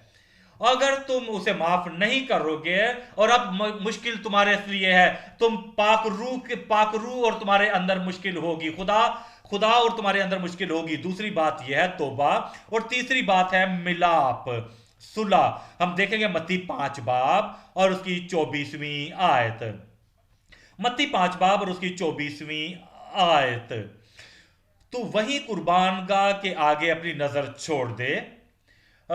तुम आप कई दफा ऐसा होता है कि आप ये इस बात को सुनते हैं कि वो आदमी जो है, आप पूछते हैं बहन मैंने तुम्हें चर्च में नहीं देखा, क्या हुआ आज आप चर्च क्यों नहीं आई? वो कहती हाँ आप मेरे लिए दुआ करें।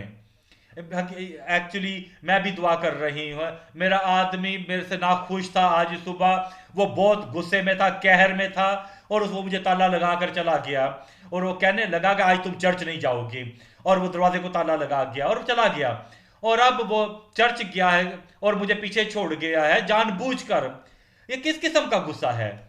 और कभी कभी जो है, और एक एक बड़ी बड़ी जोरावर औरत, गुस्से वाली औरत, वो कहेगी आदमी तुमने ये कहा है, तुमने ऐसा किया है, और फिर वो अपने अपने शोहर को बंद करके और चाबी लेकर चली जाएगी और कलीसिया चर्च आ जाएगी। और देखिए इस तरह के लोग जो हैं, ये जो गुस्सा करते हैं, और गुस्सा उनके ऊपर हुक्मरानी करता है, वो खुद वो अपने आप को कंट्रोल नहीं कर सकते, गुस्सा उन्हें कंट्रोल करता है। वो ऐसे हैं जैसे वो दरिया जो है, जो जो कंट्रोल नहीं होता, वो उनसे बाहर निकलता है। वो कहता है, इसलिए वो कहता है कि तू वही कुर्बानगाह के आगे अपनी नजर छोड़ दे और जाकर पहले अपने भाई से मिलाप कर, उससे जाके मिलाप कर, सुलह कर, उससे आमने सामने बात कर, और उस आदमी से बात कर, और फिर जो है इस चीज को अपने कंधों पर उठाकर ना फिर अपने ज़हन में इस बात को और आग को अपने आप में लेकर ना फिर गुस्से और कहर की, बल्कि उसके साथ जाकर सुलह कर, और फिर और वापस आकर अपनी कुर्बानी चढ़ा। पहली बात ये याद, और अपनी जिंदगी को जो है ऐसे कामों के लिए ना करें कि दूर दूर धक्का देके दूर ले जाए। दूसरी बात है तौबा, तीसरी बात है मिलाप, चौथी बात है तलाफी। तिलाफी जो है वो चाहे छोटा हो चाहे बड़ा हो सकता है छोटी बातें हो या बड़ी बातें हो, इसके पीछे तो लाजमी तलाफी होनी चाहिए। हम देखेंगे पैदाइश 20 बाब, पैदाइश 20 बाब और उसकी 7वीं आयत। यहां पर खुदावंद का कलाम है जो खुदावंद ने खुद कहा है। खुदावंद खुदा कहता है कि मैं खुदावंद खुदा हूं जो तब्दील नहीं होता। वो कहता है पैदाइश 20 बाब और की 7वीं आयत में, अब तू उस मर्द की बीवी को वापस कर दे। अभी मलिक इस बात को भूल जाओ कि उसने जो कुछ भी कहा है, मैं तुझे कह रहा हूं कि उस आदमी की बीवी को वापस कर दे, क्योंकि भूल जाओ जो कुछ भी हो चुका है और भूल जा, और जो कुछ भी तुम तेरे और उसके दरमियान हुआ है, मैं तुझे बता रहा हूं जो तूने करना है। अब तू उस मर्द की बीवी को वापस कर दे क्योंकि वो नबी है, और अगर मेरी उस नबी और उसके दरमियान मेरी कोई बात है तो मैं खुद उसे ठीक करूंगा। लेकिन तेरा काम ये है कि जाकर उसकी बीवी को वापस कर दे और वो तेरे लिए दुआ करेगा और तू जीता रहेगा। खुदावंद आदमी से खुद बोलता है, लेकिन बोल सकता है, लेकिन वो कहता है कि मैं तुझे शिफा नहीं दूंगा, मैं तेरी बीमारी को दूर नहीं करूंगा। भले मैं तुझसे डायरेक्ट बोल रहा हूं और अगर तू मुझसे मांगेगा भी तो मैं नहीं करूंगा, लेकिन तू उस शख्स के पास, इब्राहिम के पास जा, और जब तुम अपनी अपनी सेहत चाहते हो, अपने मुस्तकबिल के बारे में चाहते हो, तो उस आदमी के हाथ में है वो। इसलिए मैं कहता हूं जाकर तुम उससे सुलह करो और तलाफी करो, और अगर तू उसे वापस ना करेगा तो तू जान ले कि तू भी और जितने तेरे हैं सब जरूर हलाक होंगे। देखिए इस बात को, अभी मलक ने कुछ नहीं किया था। देखिए 18वीं आयत में, 18वीं सिर्फ 2 बाब पहले खुदावंद खुदा ने अब्राहम से कहा था कि ये सारा जो तेरी बीवी है वो बेटा जनेगी, उसका बेटा होगा और तेरे खानदान में खुशी होगी और उसका नाम इसहाक होगा। और सिर्फ 2 बाब के बाद 20वें बाब में, और आदमी जो आइन नहीं जानता था, जो खुदा के अहद को नहीं जानता था, ओके, इब्राहिम का बेटा होगा और उस बेटे के वसीला से पूरे खानदान में जो इस जमीन पर है वो बरकत पाएगा। अभी मतलब कुछ नहीं जानता था, और वो उसने एक खूबसूरत औरत को देखा और उसने कहा कि मैं इसको लूंगा, और खुदा ने कहा इधर आओ, तू मेरे मंसूबे को ना छू, तू मेरे मंसूबे को छू रहे हो, उसे रोक रहे हो। मैं इस बात पर तहिया कर चुका हूं कि ये औरत बेटा जनेगी इब्राहिम के वसीला से, और इब्राहिम मुझ पर ईमान लाया है, वो ईमान में कमजोर नहीं हुआ। तुम मेरे मंसूबे को तबाह कर रहे हो, तुम मरोगे, जल्दी करो, जाकर उस आदमी की बीवी को वापस करो। तुम जानते हो कि खुदावंत के मंसूबे हैं हर खानदान के लिए, उसका तुम्हारे लिए मंसूबा है, तुम्हारी पहली बीवी के लिए, वो जो पहले नंबर पर है, और इस औरत के लिए मंसूबा है। अब वो तुम्हारे दरमियान ना आया, खुदावंत का मंसूबा ना रुके, और खुदावंत इसलिए करता है अगर मेरा मंसूबा जो तुम्हारे लिए है तो तुम मुर्दा शख्स नहीं होगे। मैं चाहता हूं तुम्हारे लिए वो मंसूबा पूरा हो, इसलिए जल्दी जाओ और उसकी बीवी को वापस करो, नहीं तो तुम मरोगे और जितना कुछ तेरा है और सब कुछ मरेगा। और फिर तुम ऐसा ना कहना कि तुम रास्तबाज हो, तुम दोजख में जाओगे और तेरे सब लोग भी मरेंगे। 14वीं आयत को हम देखेंगे। 14वीं आयत में लिखा हुआ है, तब अभी मलिक ने, अगर आप यहां पर मौजूद है तो कहें क्या लिखा हुआ है 14वीं आयत में। तब अभी मलिक ने, बोले ना, तब अभी मलक ने भेड़ बकरियां और गाय बैल और गुलाम और लोंडियां इब्राहिम को दी, और उसकी बीवी सारा को भी उसे वापस कर दिया। कहे आमीन। अभी मले वो नहीं, गुस्से नहीं हुआ, वो उसने तलाफी जो है गुस्से के साथ नहीं की। अभी मलिक, वो उसके अपने दिल में कोई कीना नहीं था, उसने ऐसा नहीं किया, उसने तलाफी को ऐसे नहीं किया कि अपने दिल में कीना रख के करता या दुश्मनी रख के करता। क्यों जानते क्यों? कि उसने इब्राहिम को बुलाया और उसने उसे कहा कि तूने मुझे क्यों नहीं बताया था पहले। देखें यहां पर क्या हुआ है अभी, और फिर इब्राहिम ने उससे कहा, मैंने सोचा कि तुम लोग जो हो, तुम मकार लोग हो, तुम मुझे मार दोगे, तुम जो हो, तो ठीक है, भूल जाओ भी इस बात को, क्योंकि खुदा ने मुझसे कहा है कि मैं तेरी बीवी तुझे वापस कर दूं, और अब मैं ऐसा करने वाला हूं खुशी के साथ, मैं खुशी से ऐसा करूंगा। और इसके बाद मैं अपने तमाम अपने जो नौकर हैं उनको भी बुलाया है, ताकि वो भी इस बात को जाने कि मैं ये करने वाला हूं खुदा की हिदायत के मुताबिक। और सिर्फ ऐसा ही नहीं हूं, मैं तुझे भेड़े दूंगा, मैं तुझे बैल दूंगा। तुम जानते हो कि मैं तुम्हें मुफ्त में दे रहा हूं, मैं तलाफी कर रहा हूं, और मैं अपने दिल में कोई कीना रख के नहीं कर रहा हूं, मैं तुम्हें वो अपने अपने गुलाम भी दे रहा हूं, जो जो वो आदमी जो इस पूरी कहानी को जानते हैं, मैं वो भी तुम्हें दे रहा हूं, मैं तुम्हें लोंडियां भी दे रहा हूं, और ये सब, और तेरी बीवी भी यहां पर मौजूद है। ये है तलाफी, जिसे आप खुले दिल से करें, खुशी के साथ करें। आपने खुदा खुदा की तरफ से सुना है, ऐसा नहीं कि कोई आपको धक्का दे, कोई जबरदस्ती आपको करे, अगर तू ऐसा नहीं करेगा, तू अगर ऐसा नहीं करेगा तो तू कलीसिया में नहीं आ सकेगा। खुशी के साथ करें। 17वीं आयत को देखेंगे। 17वीं आयत से पहले, इससे पहले कि मैं पढ़ूं, मैं आपको बताना चाहता हूं, पहली बात है याद, दूसरी बात है तोबा, तीसरी बात है मिलाप, चौथी बात है तलाफी, चौथी बात है तलाफी, और पांचवी बात है शिफा पाना। शिफा पाना, आप शिफा पाएंगे। देखें 17वीं आयत को। तब इब्राहिम ने खुदावंद से दुआ की, और खुदा ने अबी मलक और उसकी बीवी और उसकी लोंडियों को शिफा बख्शी, और उनकी औलाद होने लगी। मौजज़े तुम्हारी जिंदगी में आएंगे, क्योंकि क्योंकि खुदा ने इब्राहिम की बीवी सारा के सबब से अबी मलक के खानदान के सब रैम बंद कर दिए थे। शिफा, बाजियाबी, आप शिफा पाएंगे। यसाया, यसाया 57 बाब, यसाया 57 बाब और उसकी 18वीं आयत को अब देखेंगे। यसाया 57 बाब, उसकी 18वीं आयत। मैंने उसकी राहें देखी और मैं उसे शिफा बख्शूंगा। मैंने उसकी राहें देखी हैं, याद, तोबा,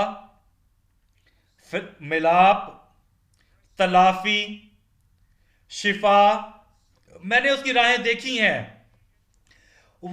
उसकी मैं उसकी रहबरी करूंगा और उसको उसके गमख्वारों को भी दिलासा दूंगा कि उसने उसने वापस किया है, तलाफी हासिल की है, और मैं उसकी रहबरी करूंगा और उसको और उसके गमख्वारों को भी दिलासा दूंगा।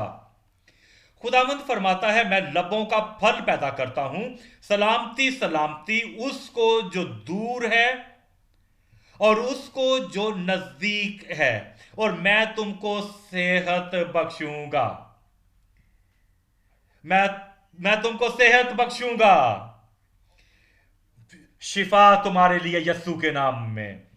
हम देखेंगे लूका लूका 19 बाब, लूका 19 बाब और उसकी 8वीं आयत। लूका 19 बाब उसकी 8वीं आयत। और जकाई ने खड़े होकर खुदावंद से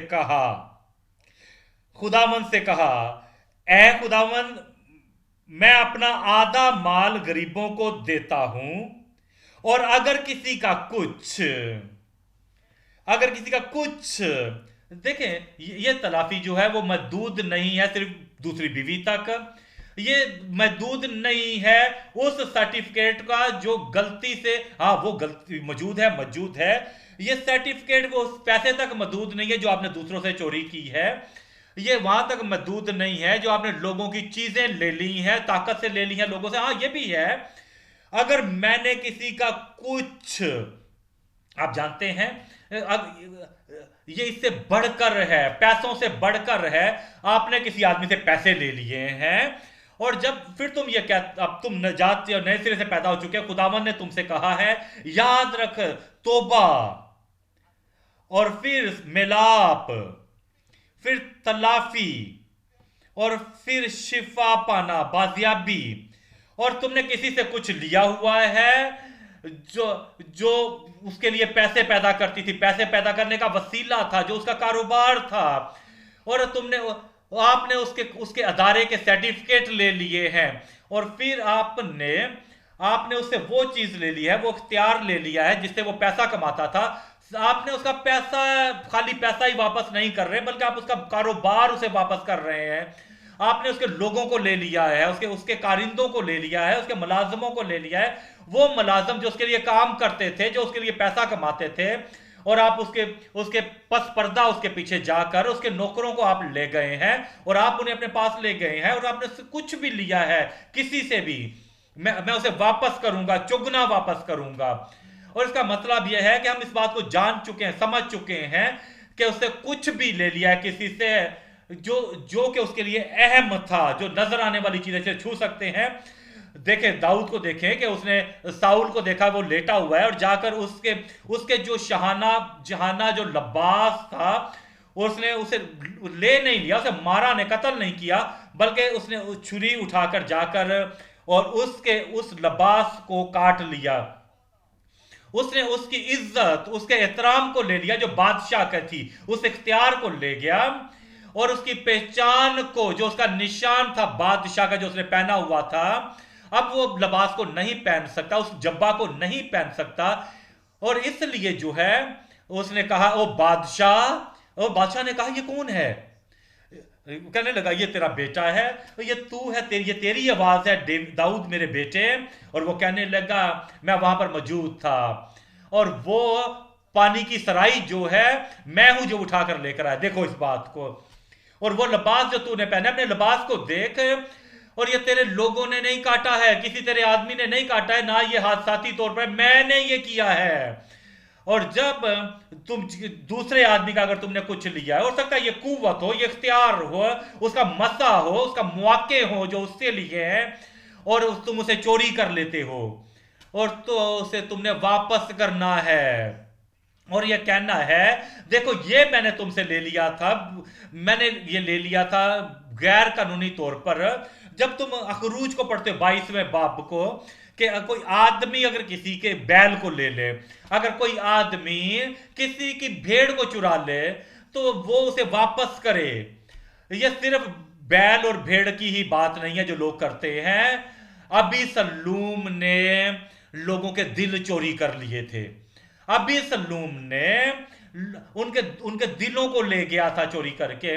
उसके मौका नहीं मिला कि वो तलाफी कर सकता, क्योंकि वो मर गया था, वो बागीपन में मरा, और अब वो दूसरी तरफ हलाकत की और दोजक में है, तुम वहां नहीं जाओगे, और तुम अभी सलूम के साथ दायमी जिंदगी नहीं गुजारोगे।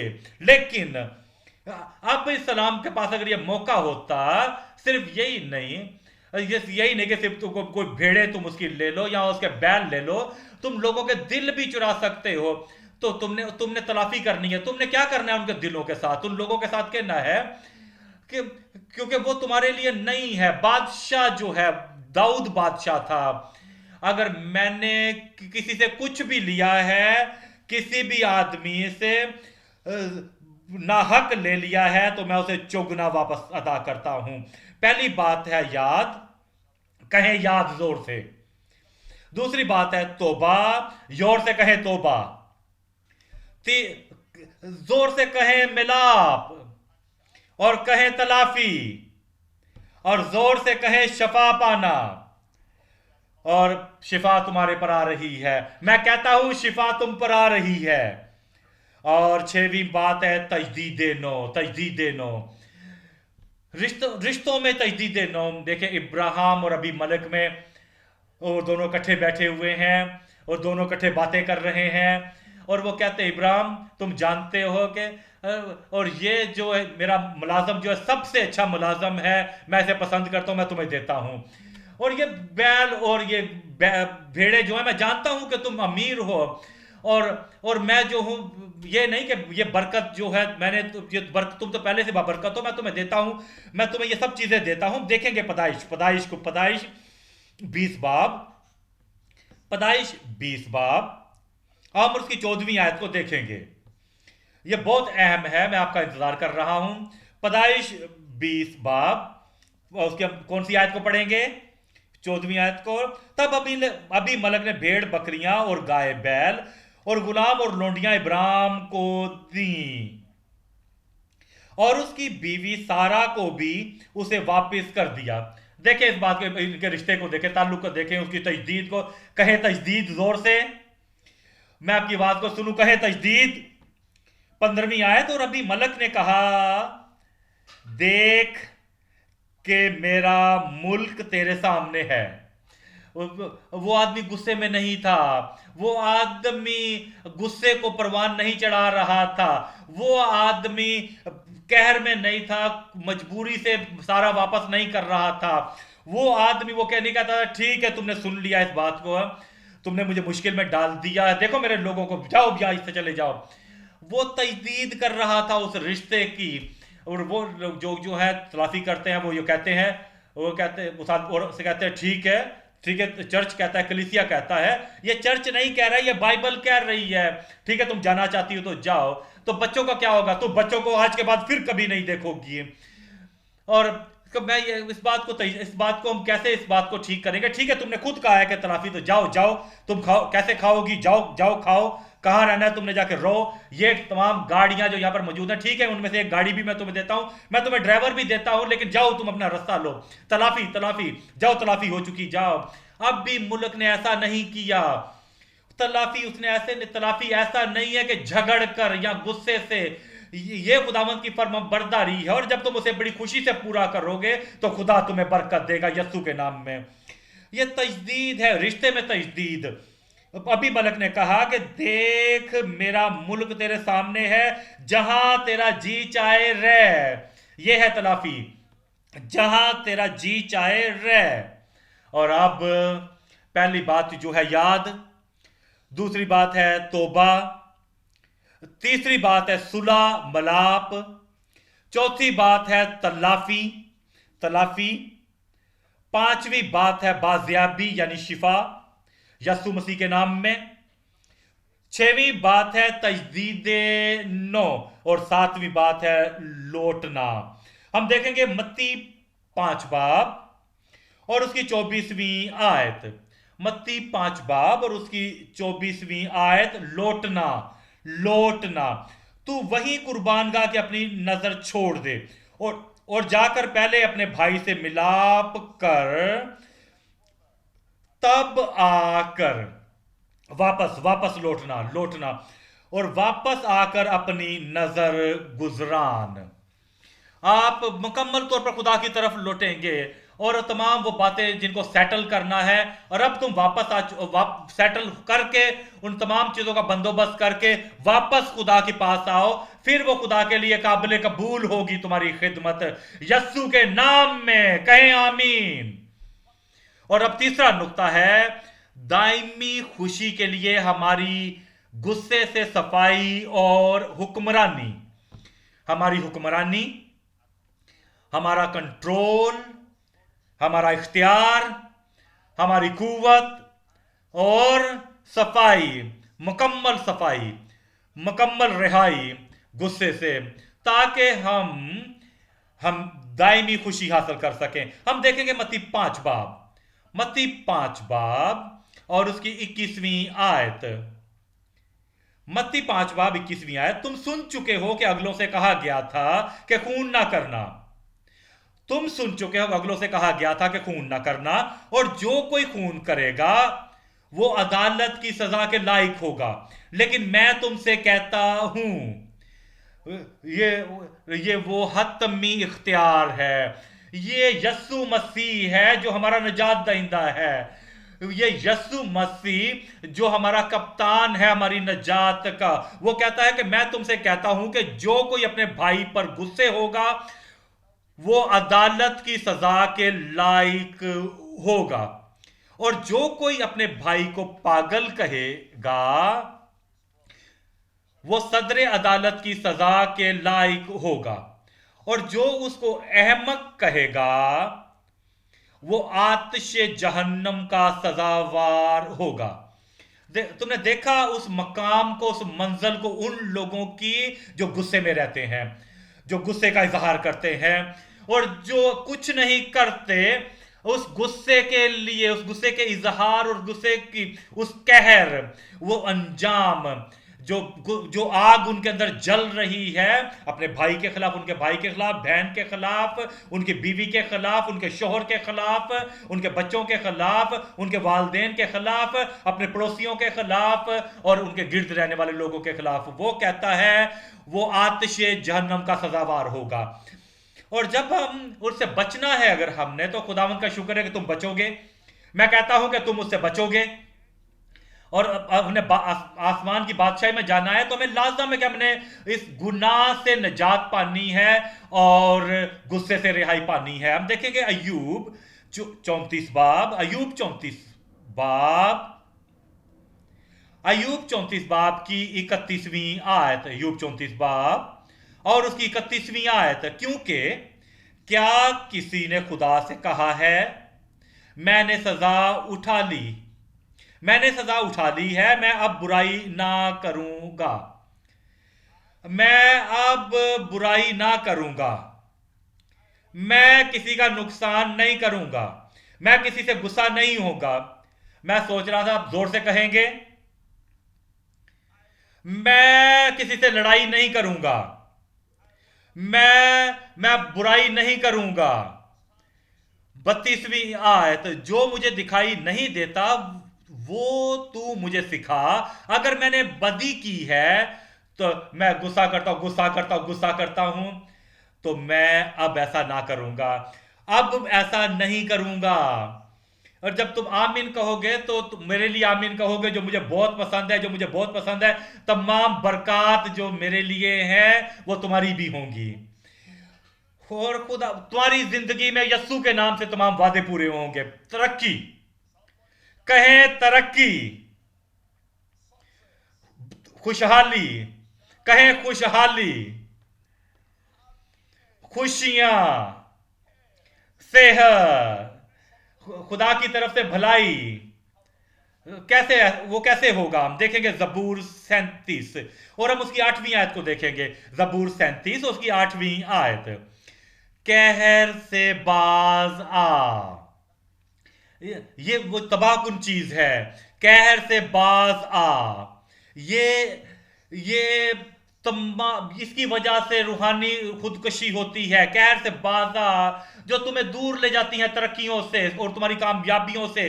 कहर से बाज आ और गजब को छोड़ दे, बेजार ना हो, इससे बुराई ही निकलती है, क्योंकि बदकार काट डाले जाएंगे, लेकिन जिनको खुदावंद की आस है मुल्क के वारिस होंगे।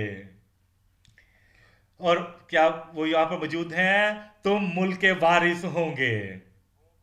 अमसाल 16 बाब, इमसाल 16 बाब और उसकी 32वीं आयत, अमसाल 16 बाब और उसकी 32वीं आयत, जो कहर करने में धीमा है, जो कहर करने में धीमा है। यहां पर ठहरे थोड़ी देर के लिए, कैसे कहर में धीमा हो सकता है, इसका क्या मतलब है? इसका मतलब ऐसे है कि कोई आदमी जैसे बाहर जाना चाहता है लेकिन वो बाहर जाने में धीमा है। वो सोचता है इससे पहले कि मैं आगे बाहर जाऊं मैं इस चीज को उठाऊंगा, मुझे याद आया है कि मुझे ये भी चीज चाहिए, मैंने ये भी करना है, इससे पहले कि मैं बाहर निकलूं हो सकता है कि बाहर बारिश हो, मेरी छतरी कहां है, वो छतरी को ढूंढता है, वो धीमा होता है बाहर जाने में। और जब तो कैसे वो गुस्से में धीमा होगा, वो कहता है ठीक है गुस्से, अभी मौका नहीं है, थोड़ी देर ठहरो, मैं इस बारे में सोचना चाहता हूं, मैंने इस चीज को उठाना है, मैं चाहता हूं इस काम को पहले कर लूं। और आप गुस्से में धीमे होते हैं और गुस्सा कहता है मैं आना चाहता हूं, आप कहता है नहीं अभी वक्त नहीं है, मैं उस आदमी से बोलना चाहता हूं, बात करना चाहता हूं, मैंने सुना है बड़ी अच्छी बात जो है, मैं टेलीफोन करना चाहता हूं, दूसरों को बताना चाहता हूं। आप वो फोन उठाता है और वो अच्छी बात करता है उसके साथ। और जब तुम ऐसा कर रहे होते हो और आप धीमे हैं तो गुस्सा जो है वो दौड़ा खटखटा रहा है, उसे मौका नहीं है, आप दूसरे काम कर रहे हो और आखिरकार गुस्सा जो है वो कहता है ये आदमी मेरे लिए तैयार नहीं है, मेरा वक्त जाया कर रहा है, और गुस्सा जो है वो नाराज होकर दूर चला जाता है। मैं कहता हूं गुस्सा नाराज होकर चला जाता है, उसे मौका ना दें, गुस्से को पहला मौका ना दें कि वो आपके अंदर दाखिल हो। जब वो आप में दाखिल होना चाहता है दूसरे काम करें, दूसरी बातें करें और इधर उधर जाएं और दूसरी रुख की तरफ जाएं। और जब आप उस ताखीर करेंगे अपने गुस्से में, गुस्सा दूर हो जाएगा। और तमाम वो बातें जो तुम्हारी जिंदगी में शिकस्त लेकर आती हैं, वो अपनी शिकस्त को लेकर चला जाएगा। यहां से कामयाबियां तुम्हारी तरफ आएंगी, हुक्मरानी तुम्हारी तरफ आएगी। और और वो जो कहर करने में धीमा है, पहलवान से बेहतर है, और जो अपनी रूह पर जाबित है, उससे जो शहर को ले लेता है। गुस्सा तुम्हारा दोस्त नहीं होगा। गुस्सा तुम्हारा दोस्त नहीं होगा।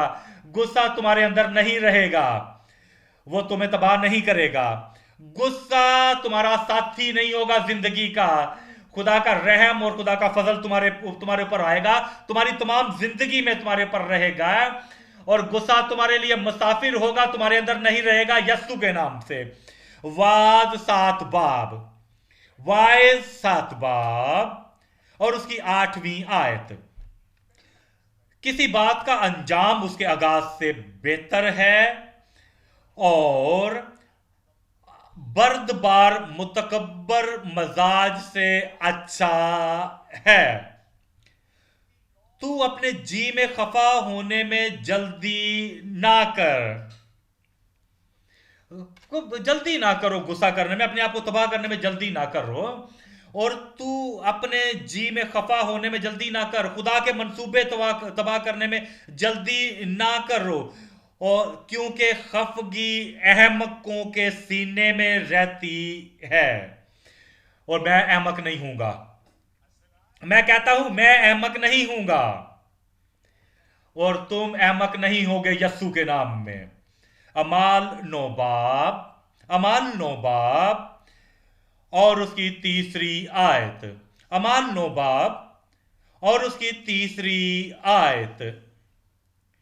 जब वो सफर करते करते, अमाल 9 बाब की 3री आयत में लिखा, जब वो सफर करते करते दमिश्क के नजदीक पहुंचा, तो ऐसा हुआ कि यकायक आसमान से नूर उसके गिरदा गिर्द चमका, और वो जमीन पर गिर पड़ा। और ये आवाज सुनी कि ए साउल तू मुझे क्यों सताता है। उसने पूछा, ए खुदावंद तू कौन है? और उसने कहा, मैं यस्सु हूं जिसे तू सताता है। पैने की आड़ पर लात मारना तेरे लिए मुश्किल है। इसका क्या मतलब है? और जब आप गुस्सा होते हैं किसी के खिलाफ, खुदा के फर्जंद के खिलाफ, तो आप मसीह के खिलाफ गुस्सा करते हैं। जब आप कहर वाले होते हैं किसी ईमानदार बीवी के खिलाफ, मुकद्दस शोहर के खिलाफ, आपका कहर जो है वो मसीह के खिलाफ है। और वो तुमसे कहता है, क्यों क्या आप गुस्से का इजहार कर रहे हैं? मेरे खिलाफ गुस्से का इजहार कर रहे हो, जो तुम्हारा निजात देता है।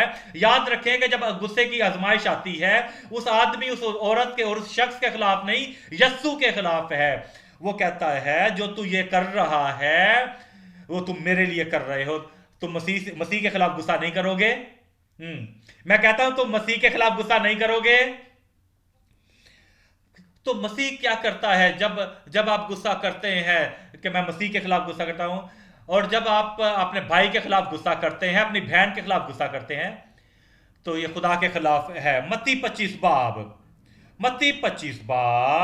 और उसकी 40वीं आयत। मत्ती 25 बाब उसकी 40वीं आयत। बादशाह जवाब में उनसे कहेगा, मैं तुमसे सच कहता हूं, चूंकि तुमने मेरे इन सबसे छोटे भाइयों में से किसी एक के साथ ये सलूक किया तो मेरे ही साथ किया। और चाहे वो अच्छी चीज है चाहे बुरी चीज है, तुमने मेरे ही साथ किया। अगर तुम उनके साथ अच्छे हो तो मेरे लिए है। अगर तुमने उनसे मोहब्बत और शफकत दिखाई है तो मेरे लिए है। अगर तुम्हारा गुस्सा है उनके खिलाफ, इन लोगों के खिलाफ जो मेरे भाई हैं, तो तुमने मेरे साथ किया है। 45वीं आयत को देखें। उस वक्त वो उनसे जवाब में कहेगा, मैं तुमसे सच कहता हूं कि जब तुमने इन सब से छोटों में से किसी के साथ ये सलूक ना किया तो मेरे साथ ना किया। और जब ऐसे कहते हैं कि मैं अपनी भलाई उनसे ले लूंगा, मैं उनसे रफाकत ले जाऊंगा, और मैं खिदमत दूर कर लूंगा और अपनी अपनी लियाकत हटा लूंगा, अपनी काबिलियत ले जाऊंगा, क्योंकि मैं गुस्से में हूं। तुम खुदा के खिलाफ करते हो और ये चीजें, तुम खुदा से ये चीजें दूर ले जाते हो। यस्सु कहता है तुम अपने भाई के खिलाफ गुस्सा करते हो तो इसका मतलब मेरे खिलाफ गुस्सा करते हो। तुम अपने भाई के खिलाफ कहर लुदा हुए हो, अपनी बहन के खिलाफ, वो मेरे खिलाफ है। इफ्सियों 4 बाब, इफ्सियों 4 बाब, और हम उसकी 30वीं आयत को देखेंगे। इफ्सियों 4 बाब उसकी 30वीं आयत। और खुदा के पाक रूह को रंजीदा ना करो जिससे तुम पर मखलसी के दिन के लिए मोहर हुई। पाक रूह को क्या चीजें रंजीदा करती हैं? 31वीं आयत, हर तरह की तलख मजाजी, कहर और गुस्सा और शोरगुल और बदगोई, हर किस्म की बदख्वाही, ये चीजें हैं पाक रूह को रंजीदा करते ही। तुम पाक रूह को रंजीदा नहीं करोगे। 31वीं आयत, हर तरह की तलख मजाजी और कहर और गुस्सा और शोरगुल और बदगोई, हर किस्म की बदख्वाही समेत तुमसे दूर की जाए। तुम ऐसा ही करोगे, तुम उन्हें दूर फेंक दोगे, तुम उन्हें समंदर की तहों में गिरा दोगे, वो तुम्हारी तो वापस नहीं आएगी। गुस्सा हमेशा हमेशा के लिए जाता रहा। 32वीं आयत, एक दूसरे पर मेहरबान रहो, एक दूसरे पर मेहरबान रहो, नरम दिल, एक दूसरे को माफ करना, और जिस तरह खुदा ने मसीह में तुम्हारे कसूर माफ किए हैं तुम भी एक दूसरे के कसूर माफ करो, और इससे कामयाबियां आएगी, तुम्हारी तरक्की आएगी। आज खुशियां होंगी, कल खुशियां होंगी, और हमेशा के लिए खुशियां आएंगी। नई जिंदगी गुजारें और उस गुस्से को दूर कर दें और उस कैना को बाहर दूर फेंक दें, और अब तुम आजाद हो। कहां है वो आजाद लोग? मैं कहता हूं तुम आजाद हो, मैं कहता हूं तुम आजाद हो।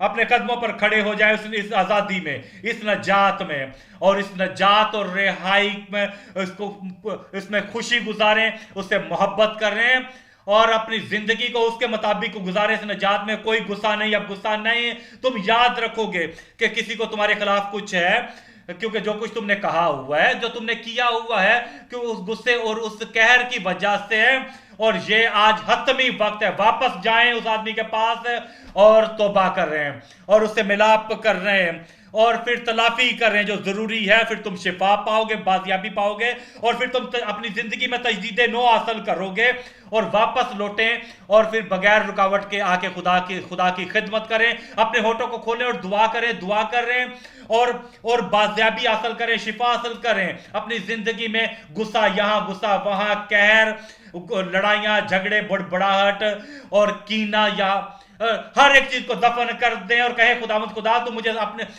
बर्रे के लहू से धो और मुझे आजाद कर, मुझे आजादी बख्श और मुझे हमेशा की आजादी बख्श।